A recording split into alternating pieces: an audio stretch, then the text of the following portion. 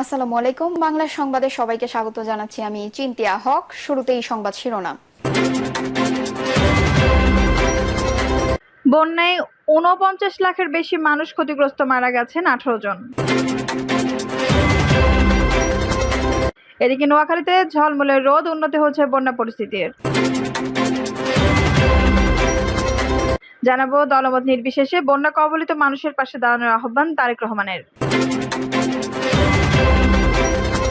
এবং সর্বশেষ জানাবো ভোলায় জোয়ারের পানিতে ব্রিজ ভেঙে খালে দুর্ভোগে ১০,০০০ মানুষ। দর্শক শুনছিলেন সংবাদ শিরোনাম, এখন বিস্তারিত। বন্যায় ৪৯ লাখের বেশি মানুষ ক্ষতিগ্রস্ত, মারা গেছেন ১৮ জন। উজান থেকে নেমে আসা পাহাড়ি ঢল ও অতিবৃষ্টিতে দেশের দক্ষিণ পূর্ব অঞ্চলের জেলাগুলোতে ভয়াবহ বন্যা দেখা দিয়েছে। এতে এখন পর্যন্ত ১১ জেলায় ৪৯,৩৮,১৫৯ জন মানুষ ক্ষতিগ্রস্ত হয়েছেন। এছাড়া বন্যায় এখন পর্যন্ত মারা গেছেন ১৮ জন।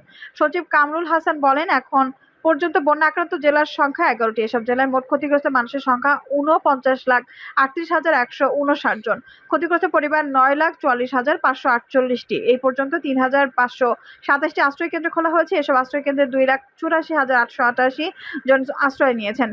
সচিব বলেন, এখন পর্যন্ত বন্যায় মোট ১৮ জন মারা গেছেন। এর মধ্যে কুমিল্লার ৪ জন, ফেনীতে ১ জন, চট্টগ্রামে ৫ জন, নোয়াখালীতে ৩ জন, ব্রাহ্মণবাড়িয়ায় ১ জন, লক্ষ্মীপুরে ১ জন এবং কক্সবাজারে ৩ জন মারা গেছেন। বন্যা দুর্গত ১১ জেলায় মোট ৩,৫২,০০,০০০ টাকা বরাদ্দ দেওয়া হয়েছে বলেও জানান তিনি।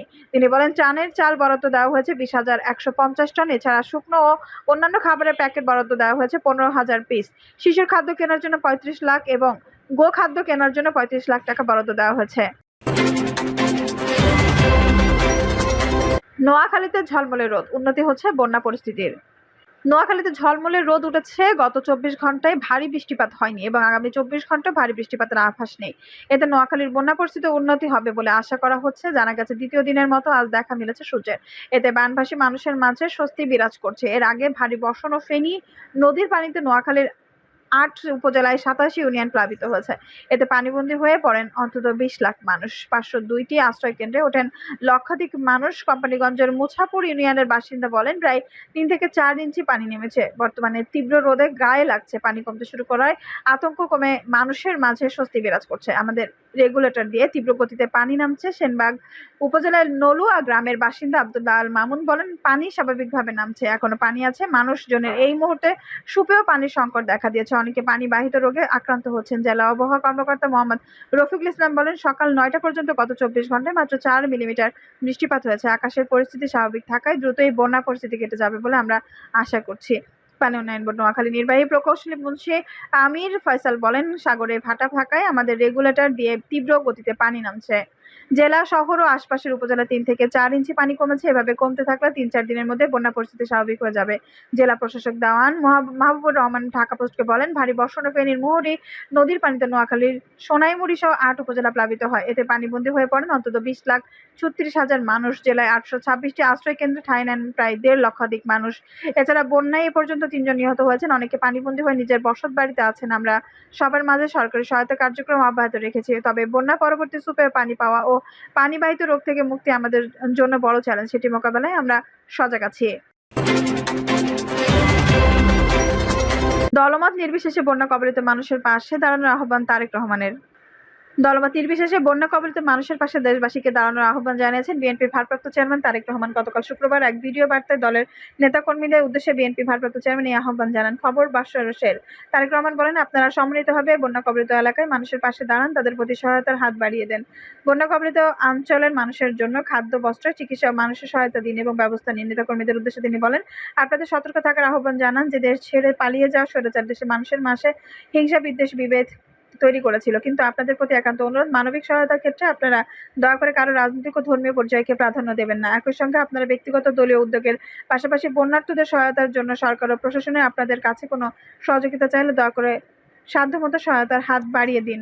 বন্যা কবলিতের পাশে থাকার জন্য দেশবাসীকে আহ্বান জানিয়ে তারেক রহমান বলেন, দলমত নির্বিশেষে আমরা যদি ঐক্যবদ্ধভাবে বন্যা কবলিত মানুষের পাশে দাঁড়াই, যার যার সাধ্যমতো বিপদগ্রস্ত মানুষের সহায়তায় এগিয়ে আসে। আল্লাহর রহমতে অবশ্যই এই পরিস্থিতি মোকাবেলায় আমরা সক্ষম হব। দেশবাসীর উদ্দেশ্যে বিএনপি ভারপ্রাপ্ত চেয়ারম্যান তারেক রহমান বলেন, হঠাৎ করেই আকস্মিক বন্যায় দেশের উত্তর-পূর্ব এবং দক্ষিণ-পূর্ব অঞ্চলে লাখ লাখ মানুষ পানিবন্দী হয়ে পড়েছে।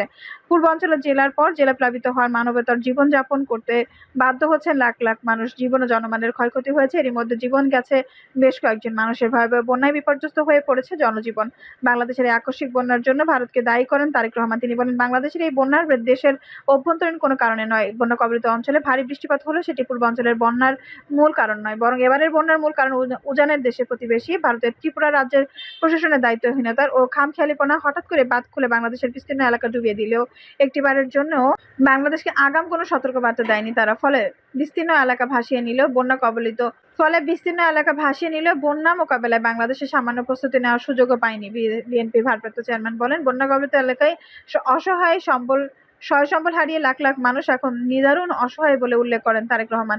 তিনি বলেন, এমন পরিস্থিতিতে কোনো অভিযোগ ও পাল্টা অভিযোগ করে এখন সময় ক্ষেপণের কোনো সময় নেই। বিএনপি বিশ্বাস করেন, বন্যা কবলিত মানুষের জীবন সম্পদ রক্ষা করে এই মুহূর্তে প্রধান অগ্রাধিকার। তারেক রহমান আরো বলেন, দেশের বন্যা পরিস্থিতি আমি সারা দেশে বিশেষ করে যেসব এলাকা এখনো আক্রান্ত হয়নি সেসব এলাকা বিএনপি এবং এর অঙ্গ সহযোগী সংগঠনের নেতাকর্মীদের প্রতি আহ্বান জানিয়ে বলতে চাই, আপনারা সমন্বিতভাবে বন্যা কবলিত মানুষের পাশে দাঁড়ান, সহায়তার হাত বাড়িয়ে দিন, তাদের নিরাপত্তার পাশে দাঁড়ানোর আহ্বান জানান। বিএনপির এই শীর্ষ নেতা বিএনপি চেয়ারপারসনের মিডিয়া ইউএন কর্মকর্তা শামসুদ্দিন দিদার বাসাসকে এই তথ্য জানিয়েছেন। ভোলায় জোয়ারের পানিতে ব্রিজ ভেঙে খালে দুর্ভোগে 10,000 মানুষ। ভোলার বোরহানউদ্দিন জোয়ারের পানি চাপে একটি লোহার ব্রিজ ভেঙে খালে পড়ায় ঘটনা ঘটেছে। এতে চরম দুর্ভোগে রয়েছে 3 গ্রামের অন্তত 10,000 মানুষ। ব্রিজ ভেঙে যাওয়ায় কেউ খাল পারাপার হচ্ছেন ডিঙি নৌকা দিয়ে, আবার কেউ সময় মতো নৌকা না পেয়ে খালে নেমে পানিতে ভিজে খালটি পার হচ্ছেন। তবে সবচেয়ে বেশি দুর্ভোগে রয়েছে স্কুলগামী কমলমতি শিক্ষার্থী, অসুস্থ রোগী ও বয়স্করা। জানা গেছে, প্রতিদিন বিদ্যালয়ে যাওয়ার সময় নৌকা না পেয়ে অনেকে শিক্ষার্থী সময় মতো ক্লাসে উপস্থিত হতে পারে না। আবার নৌকা না পাওয়ার অনেক শিক্ষার্থী বাড়ি ফিরে যাচ্ছেন প্রতিদিন। অসুস্থ রোগীদের সময় মতো চিকিৎসকের কাছে নিতে পারছেন না রোগীর স্বজনরা। সরেজমিনে গিয়ে জানা যায়, 2004-05 অর্থবছরে আয়রন ব্রিজের প্রকল্পে আওতায় ভোলা জেলার রোহানউদ্দিন উপজেলার শাস্তা ইউনিয়নের গোবিন্দপুর দারুন ও শাস্তা গ্রামের মানুষের সহজে যাতায়াতের জন্য দারুন খালের উপর 80 ফুট লম্বা ও প্রায় 12 ফুট চওড়া একটি আয়রন ব্রিজ নির্মাণ করেন। এলজিডি এই ব্রিজ দিয়ে সহজে যাতায়াত করতেন ওই 3 গ্রামের প্রায় 10,000 মানুষ। কিন্তু চলতি বছরের 1 জুলাই অতি জোয়ারের পানির চাপে ব্রিজের দুই পাশের মাটি সরে গিয়ে ব্রিজটি মাঝ বরাবর ভেঙে খালে পড়ে যায়, আর এতেই চরম দুর্ভোগ পড়েছেন ওই 3 গ্রামের বাসিন্দারা। গোবিন্দপুর গ্রামের বাসিন্দা মোহাম্মদ ইসমাইল বলেন, আমরা গোবিন্দপুর গ্রামেই বাসিন্দা, অনেক বছর পর্যন্ত দারুন খালের উপরে এই ব্রিজটি দিয়ে যাতায়াত করতাম। ব্রিজটি আমাদের যোগাযোগের একমাত্র সহজ পথ ছিল। ব্রিজটি ভেঙে পড়ায় আমাদের সেই সহজ যোগাযোগ এখন বন্ধ, আমরা অনেকটাই ঘরবন্দি হয়ে পড়েছি। মোহাম্মদ আলামিন বলেন, আমাদের গ্রামের কেউ অসুস্থ হয়ে পড়লে স্বজনরা রোগীকে নিয়ে চরম বিপদে পড়েন। হঠাৎ গ্রামের কেউ একজন গুরুতর অসুস্থ হলে তাকে যে দ্রুত হাসপাতালে নেব সেই সুযোগও আমাদের নেই।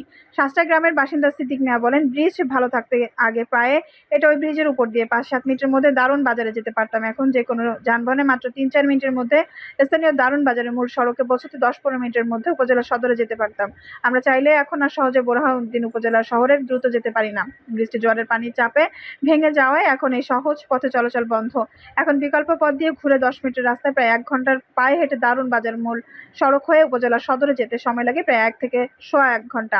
স্থানীয় দারুন মাধ্যমিক বিদ্যালয়ের 7ম শ্রেণীর শিক্ষার্থী মিমো হাসানা হেনা বলেন, ব্রিজটি ভেঙে যায় আমরা স্কুলে যাতায়াত করতে অনেক সমস্যা হচ্ছে। স্কুলে যাওয়ার সময় ব্রিজের গোড়ায় নৌকা না পেলে দাঁড়িয়ে থাকি, ফলে ঠিক সময় স্কুলে ক্লাসে উপস্থিত হতে পারি না। এ বিষয়ে বোরহানউদ্দিন উপজেলা এলজিইডি প্রকাশনী মোহাম্মদ মাইদুল ইসলাম খান বলেন, 2004-05 অর্থ বছরে লোহার ব্রিজ প্রকল্পের মাধ্যমে শাস্তা ইউনিয়নের গোবিন্দপুর, শাস্তা ও দারুন গ্রামের মানুষের সহজে যাতায়াতের জন্য দারুন খালের উপর প্রায় 80 ফুট লম্বা ও প্রায় 12 ফুট চওড়া এই ব্রিজটি নির্মাণ করা হয়েছে। কিন্তু গত 1 জুলাই ব্রিজটি অতি জোয়ারের পানির চাপে দুপাশের মাটি সরে গিয়ে ভেঙে পড়েছে। এতে ওই 3 গ্রামের মানুষ ভোগান্তিতে পড়েছেন। একই স্থানে মানুষ আরেকটি ব্রিজ নির্মাণের পরিকল্পনা আরও জানান। আপাতত গ্রামবাসীদের সুবিধার্থে ভেঙে যাওয়া ব্রিজটি অপসারণ করে ওই একই স্থানে উপজেলা পরিষদের মাধ্যমে একটি অস্থায়ী কাঠের ব্রিজ নির্মাণের পরিকল্পনায় আছে। সেখানে নতুন আরেকটি ব্রিজ নির্মাণের জন্য ঊর্ধ্বতন কর্তৃপক্ষকে জানিয়েছি। তবে কত টাকা ব্যয় ব্রিজটি নির্মাণ করা হয়েছে জানতে চাইলে তিনি বিষয়টি এড়িয়ে যান। একই স্থানে অতি দ্রুত নতুন একটি স্থায়ী ব্রিজ নির্মাণের দাবি এই 3 গ্রামের বাসিন্দাদের। দর্শক, এই ছিল এখনকার সর্বশেষ সংবাদ। নিউজটি ভালো লাগলে অবশ্যই একটা লাইক দিন, কমেন্টে আপনার মূল্যবান মতামত জানান। সবসময় আমাদের পাশে থাকতে সাবস্ক্রাইব করে বেল বাটনটি অন করে রাখুন। ধন্যবাদ।